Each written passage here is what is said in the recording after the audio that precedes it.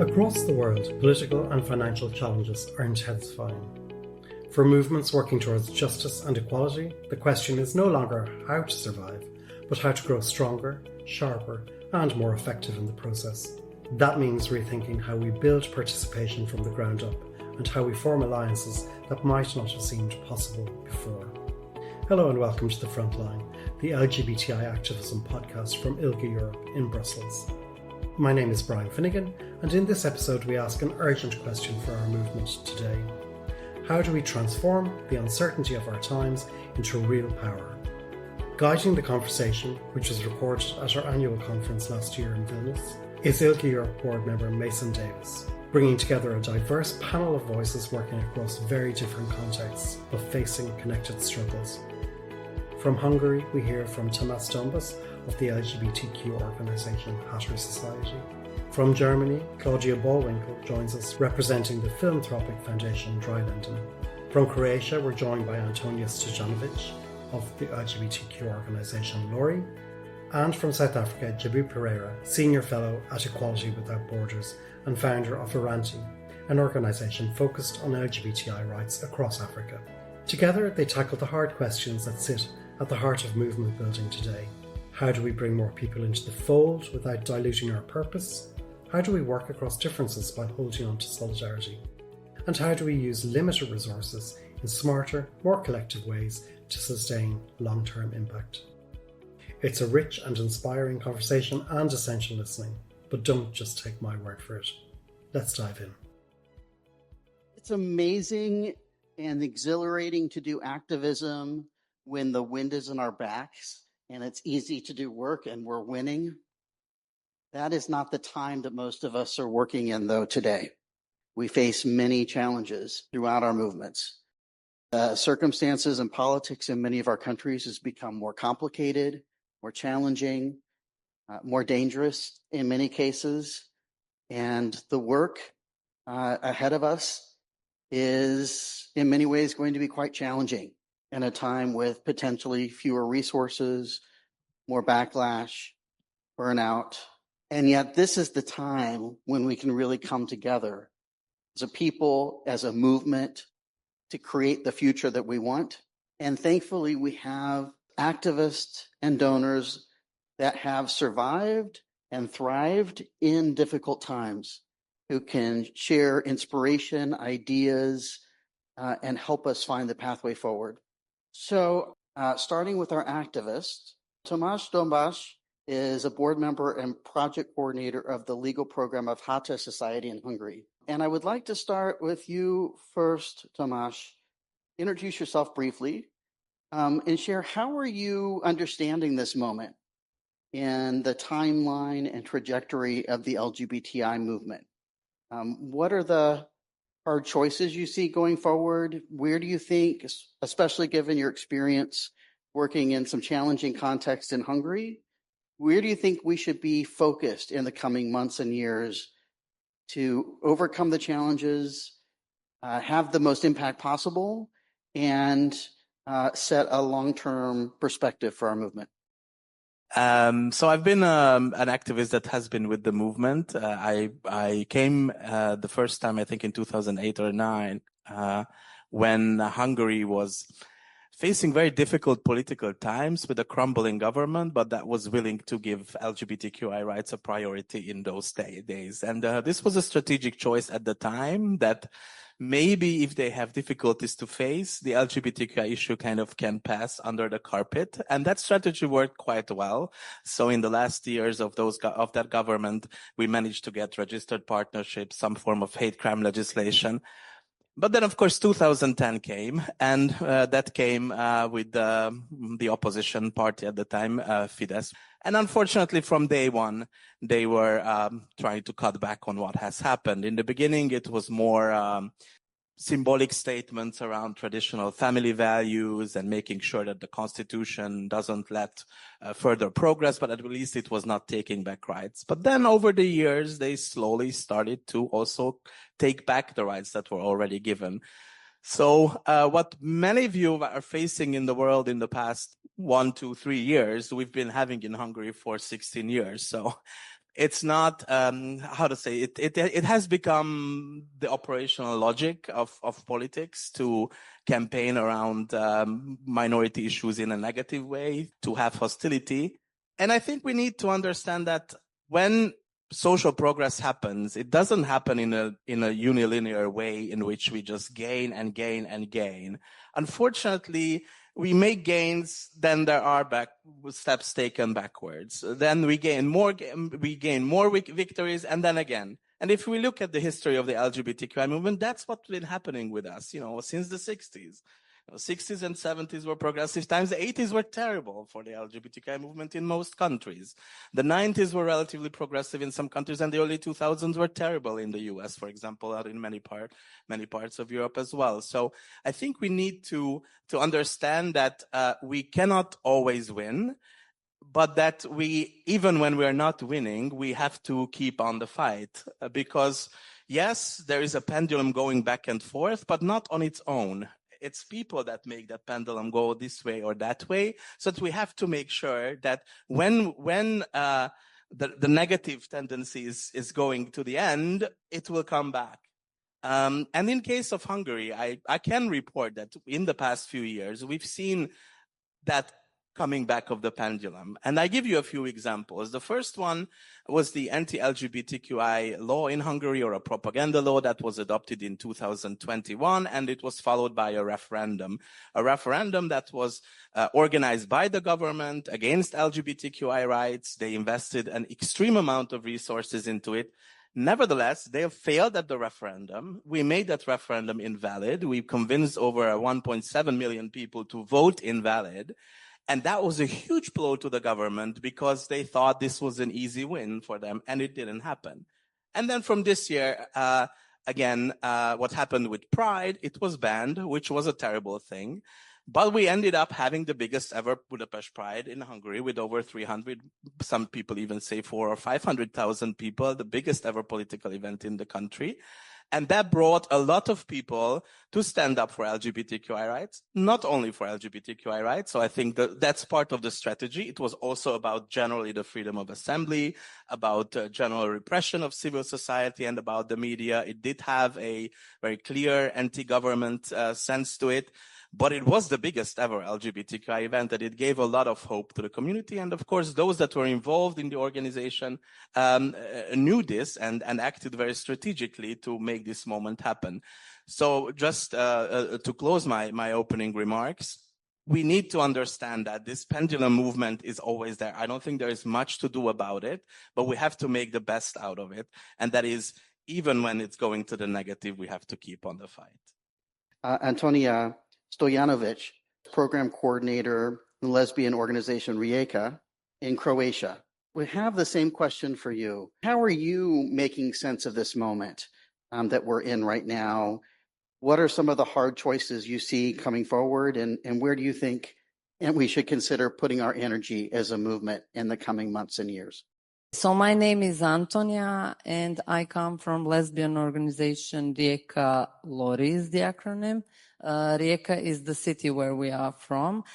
And even though we are named lesbian organization, we are LGBTIQ plus organization from the very start. So our founding sisters in 2000 wanted to sensitize the public, to put off the shame from the word lesbian, because back then, you needed to go to the post office. You needed to have the special invoices with the name of your employer. So wherever they would go, they would have to say lesbian organization Rijeka Lori. So that is what we do in Lori. We sensitize the general public. We educate professionals through everything, literally, even our name. And when you ask me about this current situation, as Tamas said, we are facing this backlash in Croatia for 13 years now, and we survived, and we thrive. And when I say we, I don't mean like Lori, but I mean generally LGBTIQ plus movement in Croatia. So I don't know if you know much about Croatia. Croatia, you know, that croissant-looking country in the Adriatic, beautiful beaches, beautiful nature, horrific LGBTIQ plus phobia, you know. So my point is, for decades, as Tamas briefly explained, our movement was going forward. I'm not saying that it was great, but it was moving forward. And unfortunately, around 2010, in various regions, especially in Europe, but also beyond, certain people's initiatives emerged. And in Croatia in 2012, initiative In the Name of the Family emerged, and like this, they collected enough signatures for referendum for changing the constitutional definition of a marriage to be union solely of one man and one woman. And they succeeded. Regardless of our, of course, immediate resistance, they had a huge machinery in every village, in every square, in every shopping center in our small country. Their message was clear. And that was punch in the stomach, really. That was the first time in my life, not just an activist, but in my life in general, that I felt really frightened by the swift division they created in our society.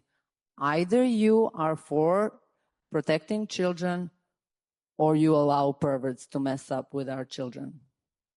And that was it. They succeeded. But of course, after that, we as a movement in Croatia turned towards the only thing that is always worth fighting for, future.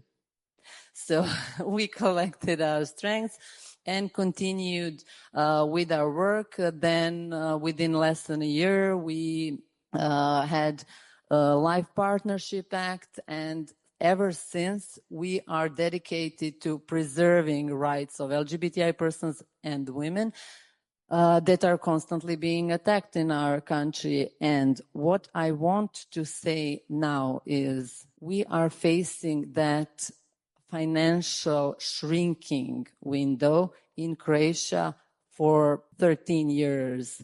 We have managed to survive because we are not anymore in shock. We simply understood, okay, this is how they do. We will concentrate on our own strengths.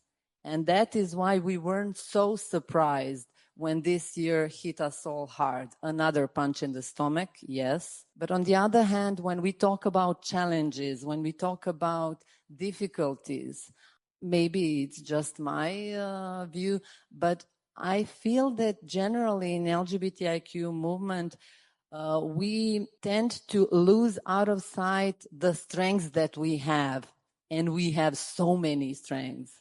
So all the alliances built, all the partnerships, all the capital that we got from previous decades, from all of our previous work, that is still there.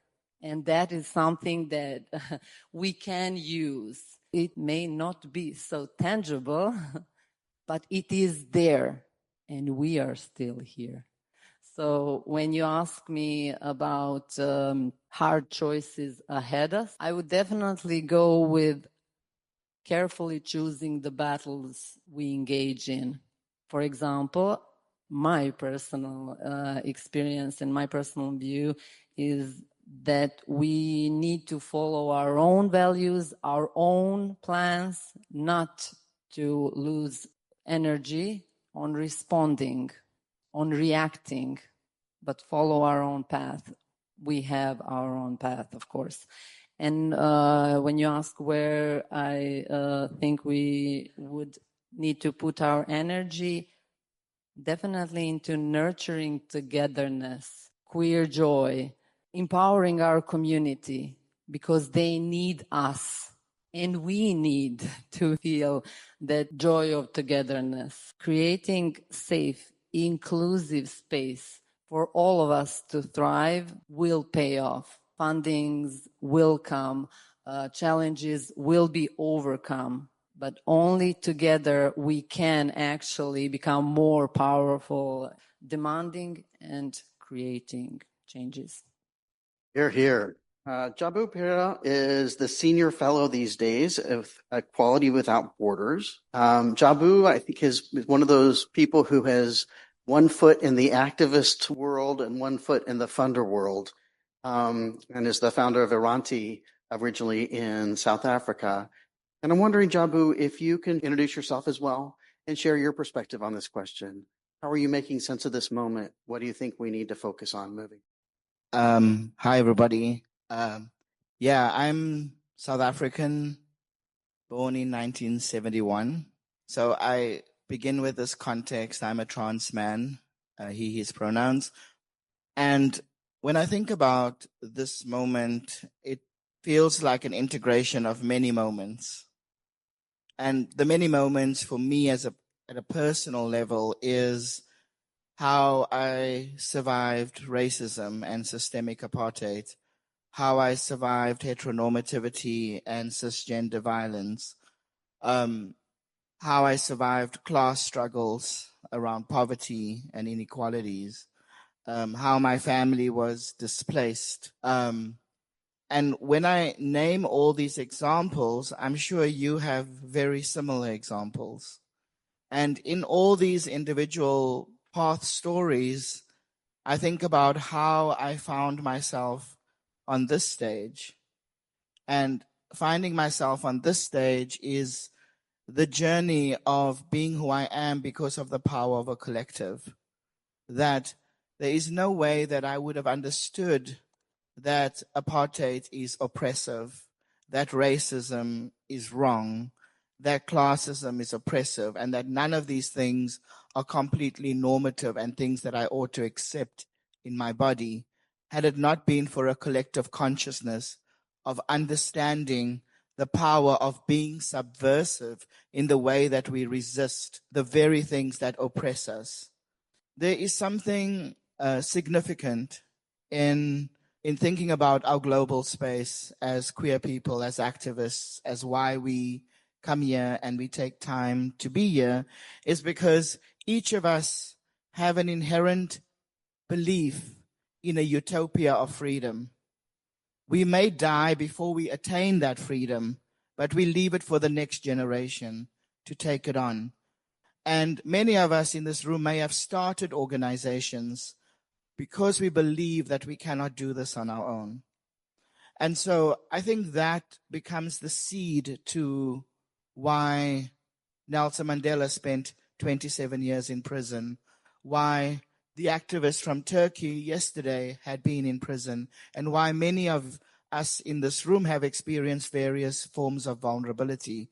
It's because we choose not to accept a status quo of oppression, of power, of fascism, of dictatorships, etc. I think if we have to accept a reality, if we have to sit here and say things are bad, oh, then let's just go home. I mean, really, things are bad. When have things been good? Maybe things have been good if you were privileged, and now you don't know how to cope because you were privileged. So you need to adapt. Ask and interconnect with people who have never been privileged, because we need to find a cross language of our solidarities. We need to find a way of interconnecting and interweaving. And that includes kind of a transnational solidarity of our work. We are also seeing this moment as a challenging moment that we are saying no to pinkwashing, no to pink capitalism around just eroding the fact that we are suffering a genocide, that we are suffering state oppression, that we are still having countries dealing with forced sterilization, that legal gender recognition is still not a reality, that marriage is still not a reality. There's so many things, that migration, refugee rights, so many things, that being queer is not a neutral thing. You cannot be queer and be neutral. That does not exist, you know. So yeah, and I would just say that the other foot of my identity and how I found my way into philanthropy is because I was a founder of an organization, and I truly learned that there is absolutely no shortage of money in this world. There is just ways that the taps are closing because of the growth of our movements. And the repression is coming because of the growth and strength and the gains that we have made. So how we access that money, we need to make that happen. How we do it going forward, we need to find ways, because there is money. I believe that.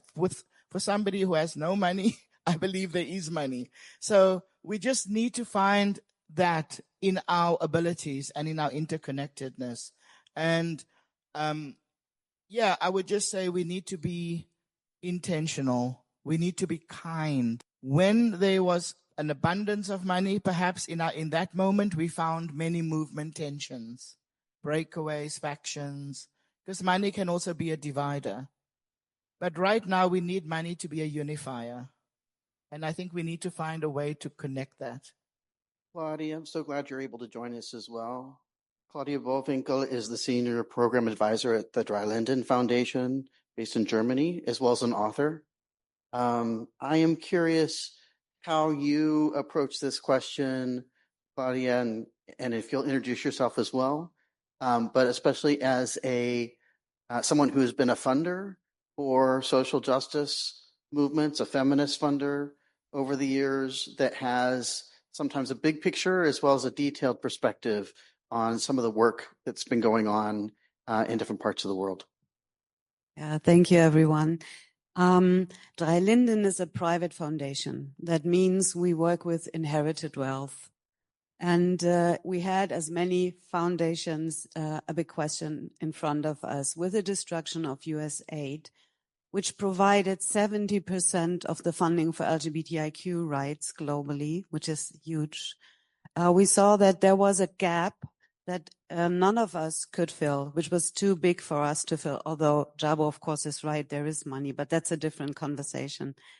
And yesterday I was at a session about the shifting funding landscape. And what really struck me was that we have such a disconnect between movements and donors. And one activist in that session said, you always speak behind closed doors. And that's true. So I'll try to open the door a bit on how our decisions happened this spring. And I want to say that funders for LGBTIQ are as different as the people here in this room. So it's also an ecosystem.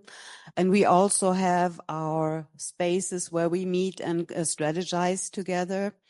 And so there's also some donor organizing happening, although I must say we are not as good on organizing as you are. So the big money of these last years came from governments. And the problem with that money was always that it comes with so much challenges, because in the end, it's taxpayers' money. So people want to make sure that it's being used in a way that makes sense for a state. The other problem we have is family foundations shifting their funding priorities, open society foundations, Wellspring also. And this is the structure of family foundations. That's what they are. When the next generation comes on board, they shift their priorities because the next generation wants to do things differently. That sucks. So we found ourselves with a paradox of being in power and being powerless at the same time. We found ourselves asking, we still have the money, did not go away. It's so precious. So what do we do now? And one thing is we took 1 million out of the endowment because we don't believe in accumulation of wealth. So we are using the money in the endowment for the work as well. And we decided to not follow the triage principle, because triage means you fund those, or you give the medicine in the emergency room to those that you think will most likely survive. But we are a funder that works based on solidarity. So we looked from the sources we had, and I must say information flow from the movements towards funders is quite good. There are many organizations who pass on words. So I often have a sense, I know what's going on. So from where we stand and what we saw, we thought that the hardest hit by this crisis were the trans and intersex people, and was geographically speaking Central Asia, because Central Asia lost almost all its funding. So we said, these are the groups that we are going to fund. These are the geographies that we are going to fund based on the solidarity principle that we stand for. I'm really grateful for the different perspectives that each of you bring and the different experiences that you can share. I wish we had more than an hour in total. I'd like to ask Antonia, can you talk a little bit more about the work that you've been doing to build a base and community of activists that are engaging more politically? And how have you been entering spaces that are perhaps less friendly or more controversial in order to move forward an agenda? And I was really struck when we talked earlier yesterday about the work you've been doing, for example, in schools, and kind of going into not always easy places to do work. Can you speak to how you're seeing the work and how you work?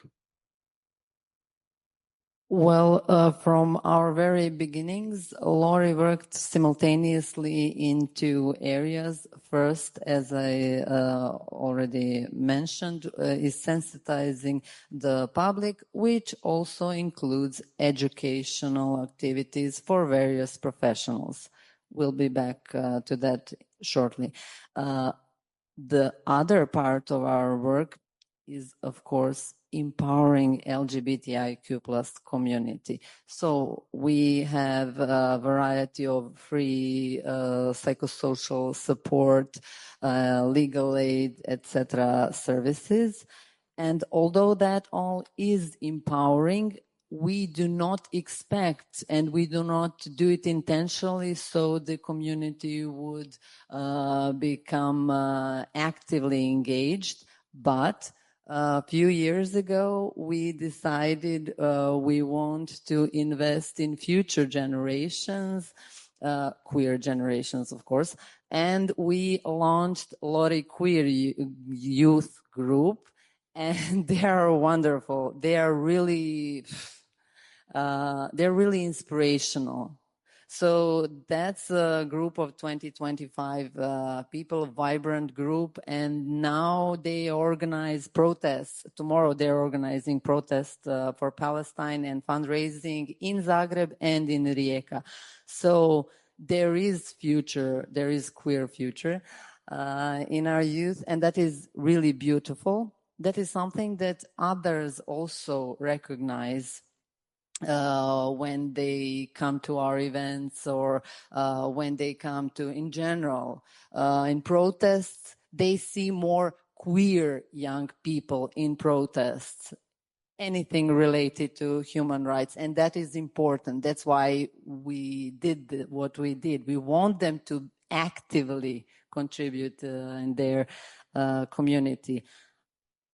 Other thing that I wanted also to mention is educational activities. So we invest in so-called microactivism. So whenever we organize a seminar or training for school professionals or for mental health professionals, we tend to inspire them to continue our work, to be our ambassadors for LGBTIQ plus persons in their own environment.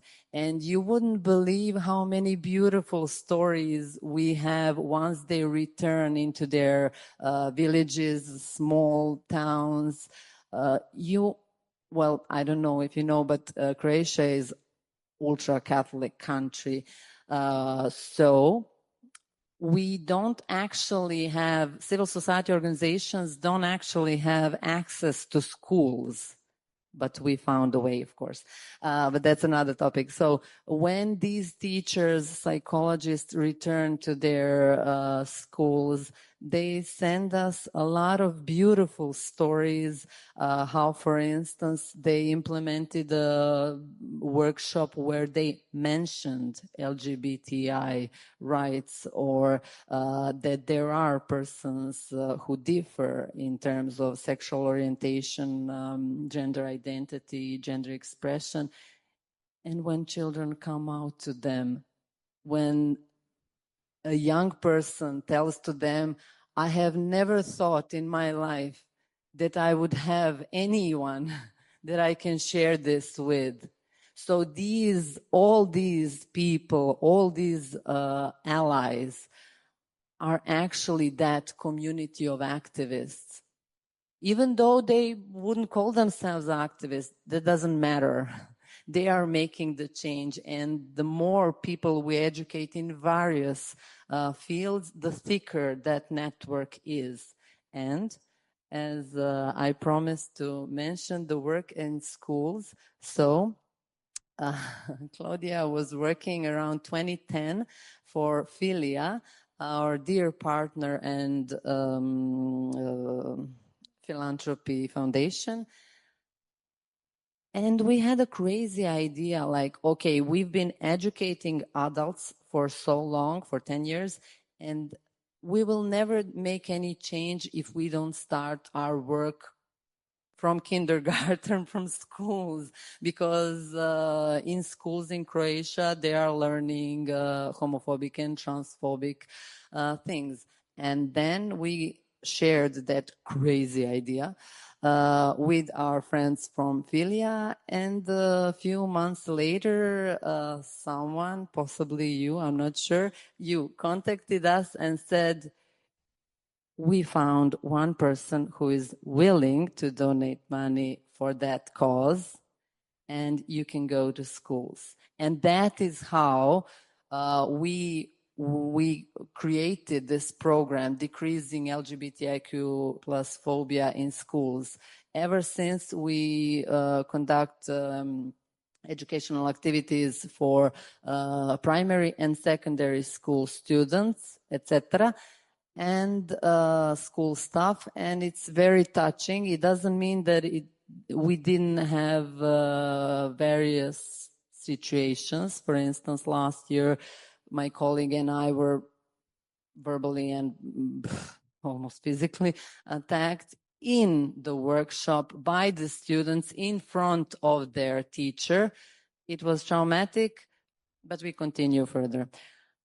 So it is beautiful to see. For instance, I've been giving these workshops since 2013. My first workshop was with Catholic gymnasium, and I was trembling with fear, like, oh my God, what will they tell me? Of course, it went all okay. So when we talk about our school work, etc., and entering spaces, I must just add this one thing. I adore queering up spaces, because these are all our spaces. All public places, spaces, institutions, squares, everything.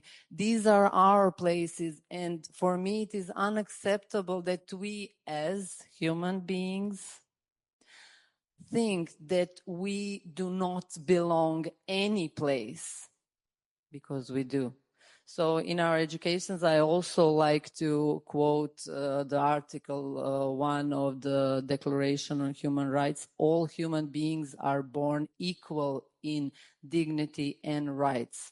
Not all white people, not all men, or not these or that, but all human beings.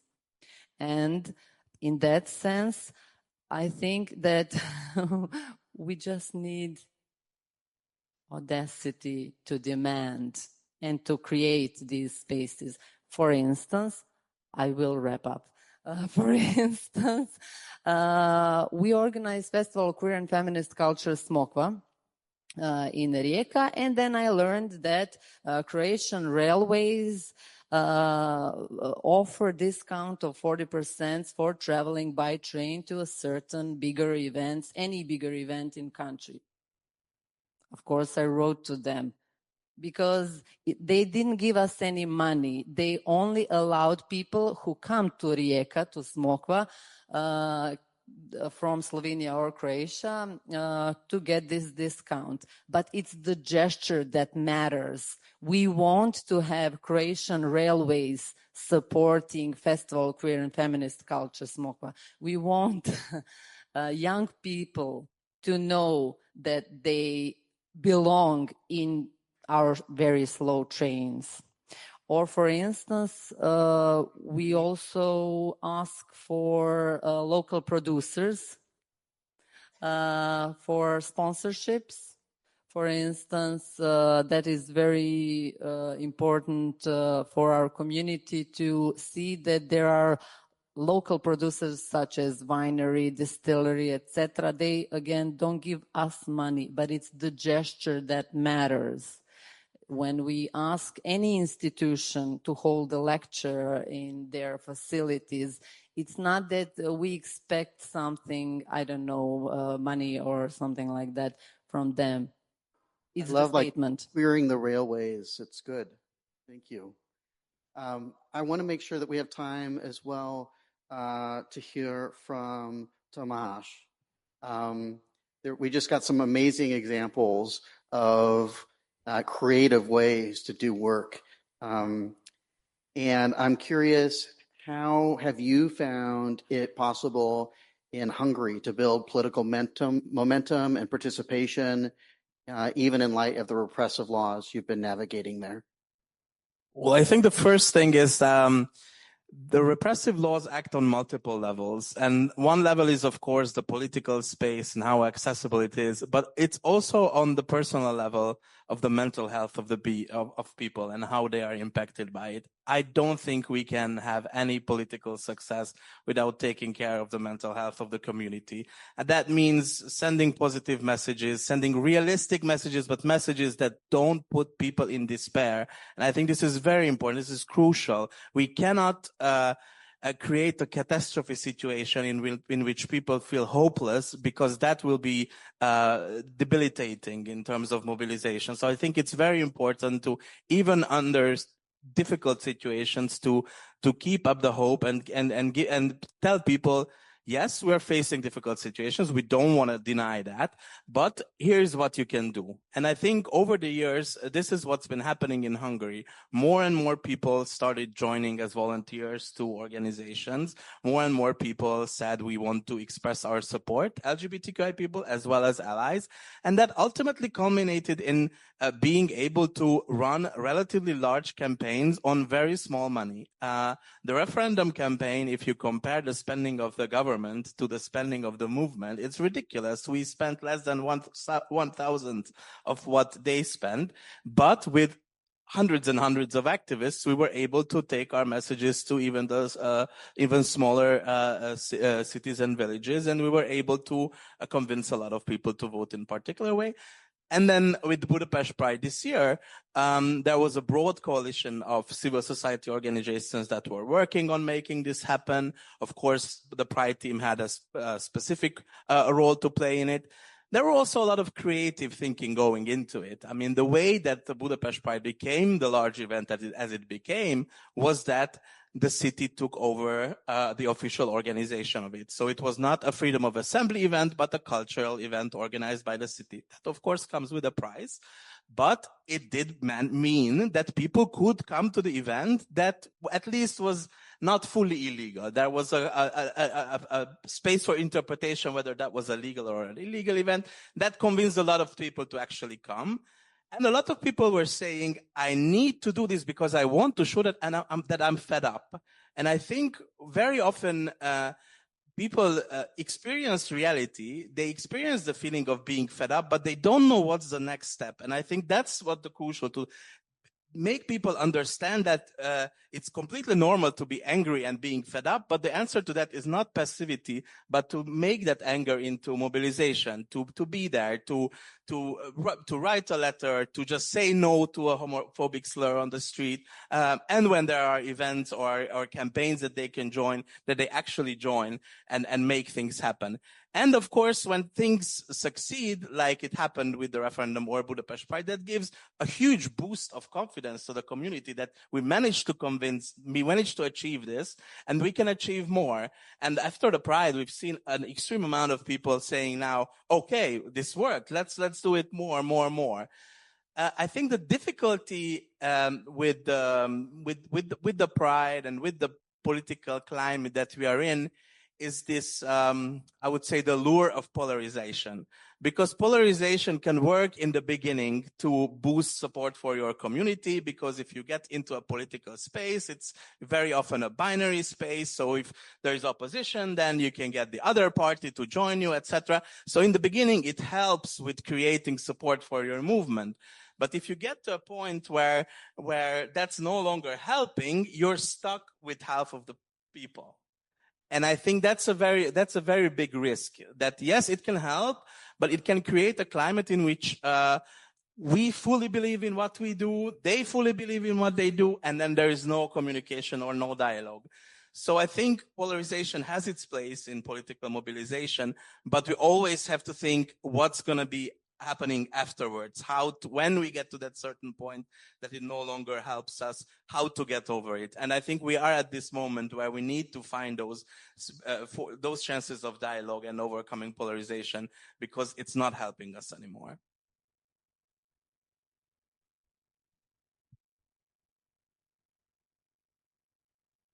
Jabu and Claudia, I'd like to kind of turn it to that side of the extended couch, as I think of it. Jabu, if you can start, I'm really struck by the number of different roles that you've played over the years, and hearing your initial conversation that there is plenty of money in the world, and yet that's not how it feels. That's not the experience of many groups right now. What advice would you give to those who are struggling with lack of funding or navigating what feels like, and it is for many groups, scarcity in the moment and the tensions that creates? And then, Claudia, I'm also curious of your perspective on that as a donor and how you see philanthropy adapting at this moment or not. Jabu? Gosh, I think we all sitting in this year thinking about this adaptation moment of how do we renew our energy when we are exhausted, how we renew our activism, how do we fundraise, how do we make change happen, like all the things that we keep doing in this movement. I think it is a moment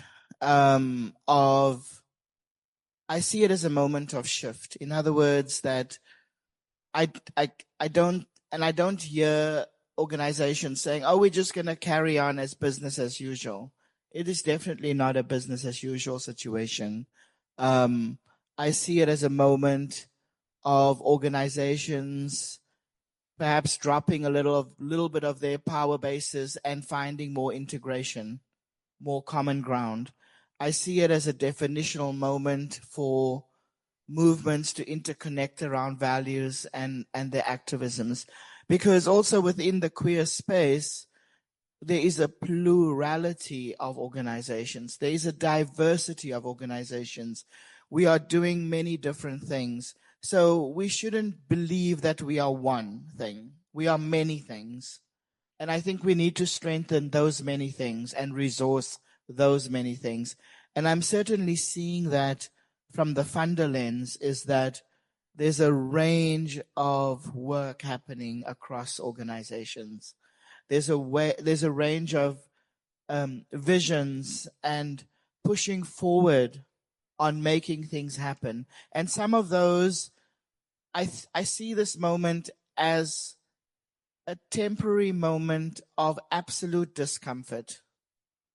And that discomfort is about internal leadership challenges, about what is this moment calling on internally for you to change as a leader.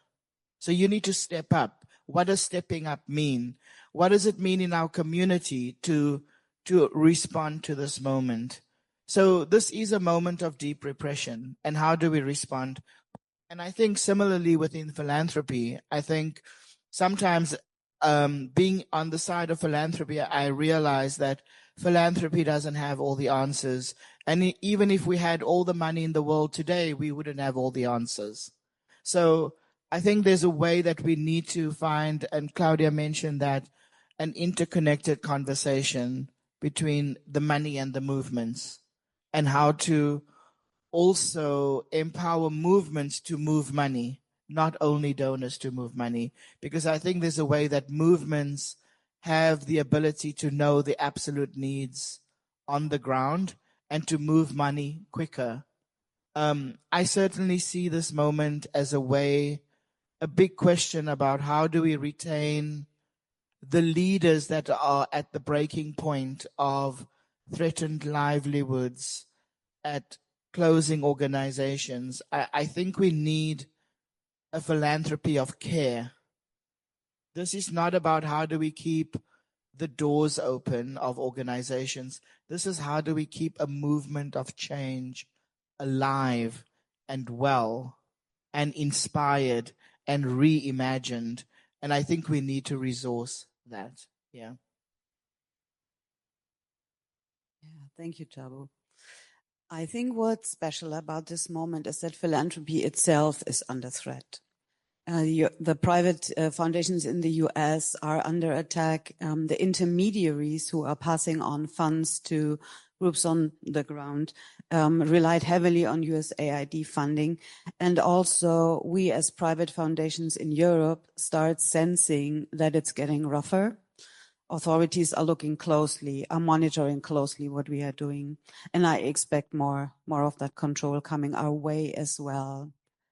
So there's a lot of pressure on my colleagues. And one term that's come up recently a lot, and it also speaks to what Jabu said, is the term alternative resourcing. And it can mean a lot. It means anything beyond the usual grant-making practices. But what I prefer to look at is the term autonomous resourcing, which means how can movements fund themselves? Autonomous resourcing is when a group is able to fund their own work. And we have seen a lot of examples. There are mostly a lot of this focuses on relationships. It's relationship based. It's mutual aid. It's lending circles. It's crowdfunding. But there's also an urge to income generating by several means. So for me, the interesting question is, how can donors strengthen the autonomous resourcing of movements? And I haven't figured that out.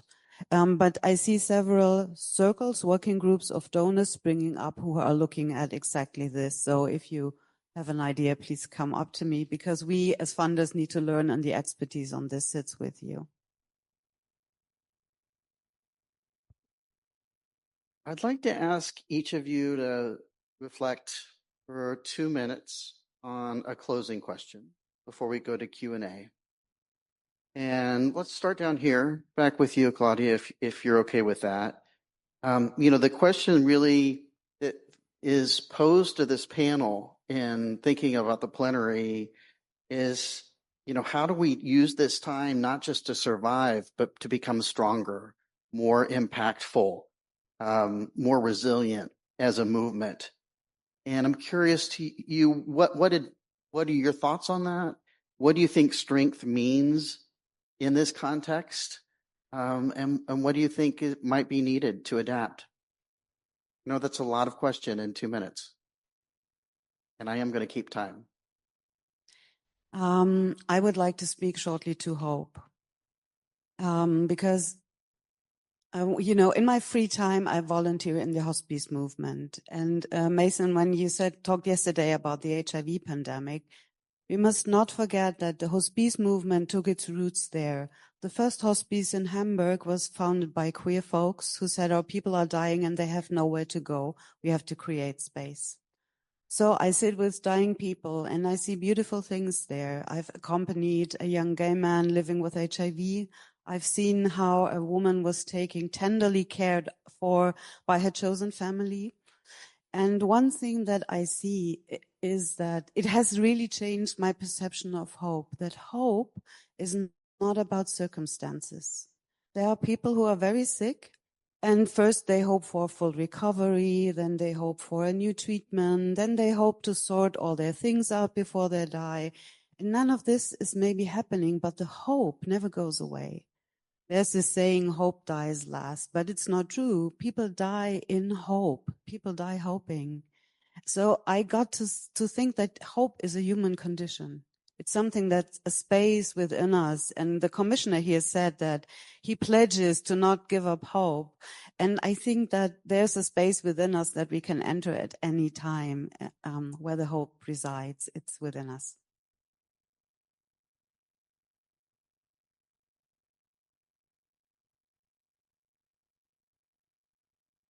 Very short. I just think there's a huge interconnectedness to pain, resistance, and resilience as an interconnected, interwoven way of re-energizing our work and our movements.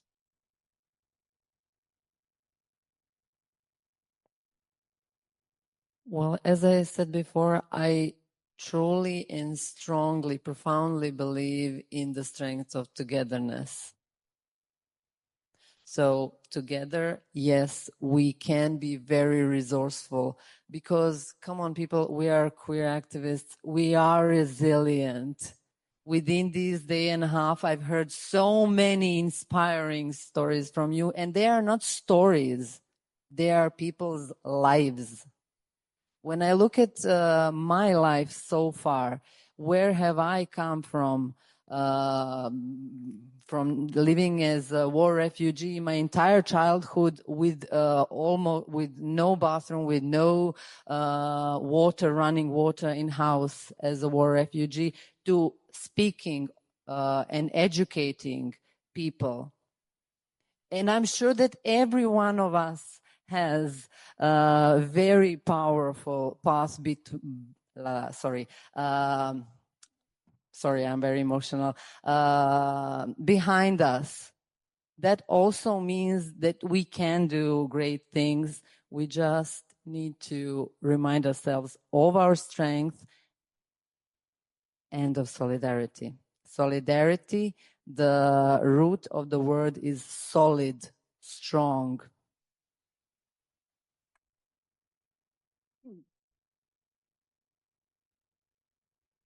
I think my slogan would be bring the people in. I think in times where we have no funding, we have to rely much, much more on volunteering and the contributions of the community. But it's not only about the resource. It's also about creating a movement that everyone in the community feels their own. I think it was very easy in the past few decades to do kind of elite activism, talking to institutions that were willing to talk to us, getting the money for the work that was needed. Now we need people to feel that this is we all have to contribute to the movement to thrive. It cannot be left to a few activists that are paid by donors. It has to be something that we own, that we care about, we participate in, we contribute, and we get things back, not just from the institutional successes or legal successes, but by participating in the movement. And I think that's a very strong and powerful and very uplifting to be part of those movements.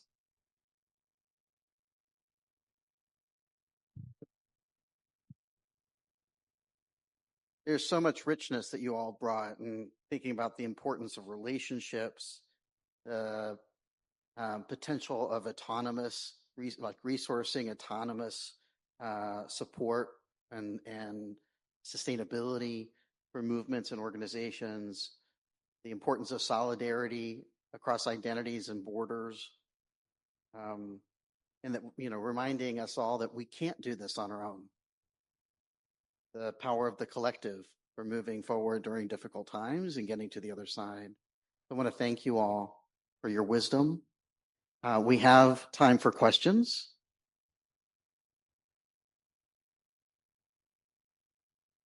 You need a mic. Hello.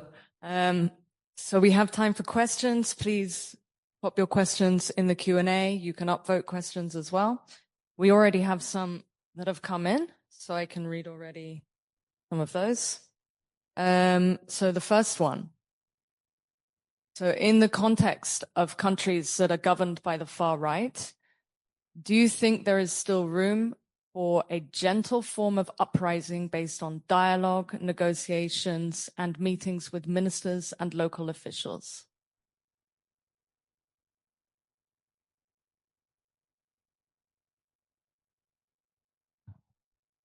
Not a lot. I think that's a time where polarization is needed, and we have to strike back. I'm sorry, I don't see dialogue working in that context. It's more we need to create a critical mass of people that says no to this, and I think we do have that critical mass. This is what we need to understand. If you look at most of the public opinion polls, at least in the European context, people don't support necessarily those fascist views. It's just that, certain segments of population and electoral politics and all this trick playing, we just have to show that they're not the majority. And I think if we build that critical momentum, we can get past this. And then we need to create the space for engaging those people that maybe were voting that way or that are, more moderate, but not exactly what we want. So I think in this point, there is not that much dialogue that helps in that political context. Although I completely agree with what you said in terms of practicality, I must say that I always believe that there is a way to find our place at any decision-making table. I will just say one brief example. A few years ago, when Croatian right-wing government was creating action plan for preventing violence in schools, it was very important to mention at least somehow LGBTIQ phobia in schools. Of course, they will never invite civil society organizations or any expert connected with activism, but they needed independent experts. So when they took one, she called us and said, I'm in. What do we need to put in the action plan? Because she was one of those people that we educated years ago. And that is how in Croatia we do have in this action plan specifically mentioned LORI program and LGBTIQ phobia, homophobia and transphobia need to be addressed in schools. The matter that schools are not implementing it is another thing. But there is always room for the dialogue, in my opinion, and in my experience. If we are not at the table, we can find a way to people who are at the table. Yeah, I think I fully agree with that. And we tend to think that some of these countries are like super centralized, that everything is decided one by. No, every country and every context is complicated with a lot of different actors and cracks in the system. And you can make certain progress through those cracks. That's I fully agree with. Should we go for the next one? So given the context that we've outlined and that we're aware of, we are likely facing a significant consolidation of the moment. So organizations closing, roles being cut. What would be needed for the soul and purpose of our movements to survive this consolidation? What changes do we need to make to our ways of working to come out of consolidation powerful and impactful? I don't see it as a consolidation. I see it as a regrouping, a replanning, re-energizing a wake-up call, almost to wake up ourselves who have been comfortable in the day-to-day workings, to upscale and to change. I think I hope that there are no organizations closing, but I hope that there are organizations that are finding the support to reimagine their new existence. Because if you created a fire to start something, that fire can continue in different ways. And I think that because closing almost feels like an end. We are ending. We are not ending anything. We need to keep moving our fight forward. We need to fight against oppressive states. I mean, all of these kinds of things. And I think this moment we need to think about what do we need to help ourselves get out of burnout and exhaustion, because many of us have been on the front lines for a long, long time. And I think that's maybe that's part of a consolidation, is how do we expand and take up the baton? How do we strengthen our intergenerational work to be more expansive? How, there's so many ways for us to do that. Yeah. Just a very short remark. I personally think that we need to rely on microgrids more, like small entities that have close ties, that have relationships. And I personally dream of creating a network of queer-owned spaces all over the globe, where people have spaces they own, where they can grow their own food, where they have space for their activism, and where they can practice the self-reliance that we are dreaming of. This is my personal dream. I love that. And I will add, just if I may, is given my role at Funders concerned about AIDS, we are talking a lot in the funder community about consolidations. So I think it is real to acknowledge that that is a conversation many donors are having, largely because there is a concern that there is just not resource in social justice movement funders, HIV funders, health funders to sustain the current infrastructure of paid formal organizations. And so I just think I feel like it's important to be honest about that. And oftentimes we are seeing a desire for funders for different movements or regions to at least prioritize amongst themselves what is most essential to protect, especially for where they need to put money into something. Because I agree, I'd love to see organizations survive, but the idea of having them be fully paid staff with offices and overhead, not all will continue, I'm afraid, in the coming years. And if we are not setting the priorities amongst our movements, donors will try to set those priorities for us in determining what is funded and who is funded. So the more we can come together to figure out what is most precious to protect, I think the better. And then another question, I guess for the activities that have already been adapted, how did you change your activities to adapt to the oppressive context? I don't have an exact answer, especially because I do believe that a lot matters on the exact social and political context. So some things that might work in some countries might not work in the other countries. I think in the case of Hungary, we did invest quite a lot in making sure the mental health of the community is in place. So we do have a lot of, starting more and more support groups, making sure that our services are available for people to rely on. We did much more campaigning than before. We were not an organization that did a lot of campaigns 10 years ago, and now we did a lot more. That was a necessity because we needed public education to make people understand what we want.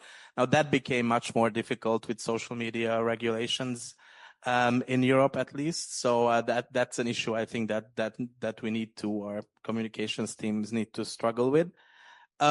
A lot going into coalition building and working with organizations in very different fields, not just the general allies of, human rights movements, but also like anti-corruption, minority movements, environmental movements, because to be honest, I think that's one lock.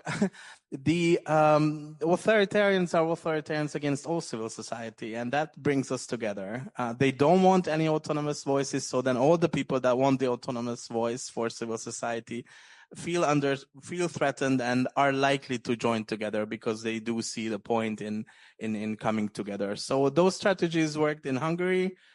We still have a government which is extremist, so I don't think we've succeeded in winning, but we definitely survived, and I think achieved a few points in recent years that might lead up to something good in the future. Well, I agree with what Thomas said. That is quite similar, our path. But in general, I wouldn't say that in Croatia we adapted, significantly. We are just hearing the needs of our community and the needs of general population, and we try to address those needs. So, for instance, if we witness increasing hate speech in media, we tend to address it.